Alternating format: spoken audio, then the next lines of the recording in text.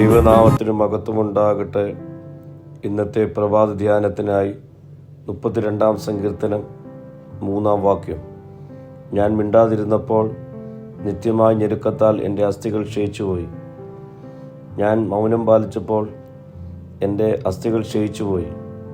കാരണം ഞാൻ എൻ്റെ കുറവുകൾ ഏറ്റുപറയുവാൻ പരാജയപ്പെട്ടപ്പോൾ എൻ്റെ ശരീരഘടനയുടെ ഏറ്റവും ശക്തമായ ഭാഗങ്ങളായ അസ്ഥികൾ ക്ഷയിക്കുവാൻ തുടങ്ങി.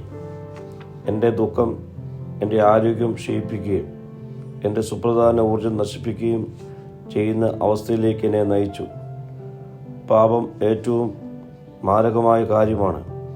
നമ്മുടെ പാപത്തെ നാം അമർത്തി വയ്ക്കുമ്പോൾ അതുള്ളിൽ ആളിക്കത്തുന്നു. കുറ്റബോധത്താൽ ഭയന്ന ദാവീദ് നിരന്തരമായ വിലാപത്തിലേക്ക് പതിക്കുന്നുണ്ട്. സർവശക്തനായ ദൈവത്തിൻ്റെ കോപത്തിൻ്റെ തകർന്ന ബോധത്തിൽ കിടക്കുന്നതിനേക്കാൾ ജഡത്തിന് അവകാശപ്പെട്ട എല്ലാ രോഗങ്ങളും സഹിക്കുന്നതാണ് നല്ലത്. പ്രിയ സ്നേഹിതരെ, നമ്മുടെ പാപം മറച്ചു വയ്ക്കാതെ അത് ഏറ്റുപറഞ്ഞ് ഉപേക്ഷിക്കുമ്പോഴാണ് സന്തോഷകരമായ ജീവിതത്തിൻ്റെ ഉടമകളായി തീരുവാൻ സാധിക്കുന്നത്. ഈ നാളുകളിൽ നമ്മുടെ കുറവുകളെ കണ്ടെത്തി തിരുത്തപ്പെടുവാൻ നമ്മെ തന്നെ നമുക്ക് സമർപ്പിക്കാം, പ്രാർത്ഥിക്കാം. കർത്താവേ, എൻ്റെ പാപം ഉപേക്ഷിക്കുവാൻ പുതിയ ജീവിതത്തിൽ ഉടമകളായി തീരുവാൻ എന്നെ ഇടയാക്കണമേ. മഹത്വം നീ എടുക്കണം. യേശുവിൻ്റെ നാമത്തിൽ തന്നെ. ആമീൻ.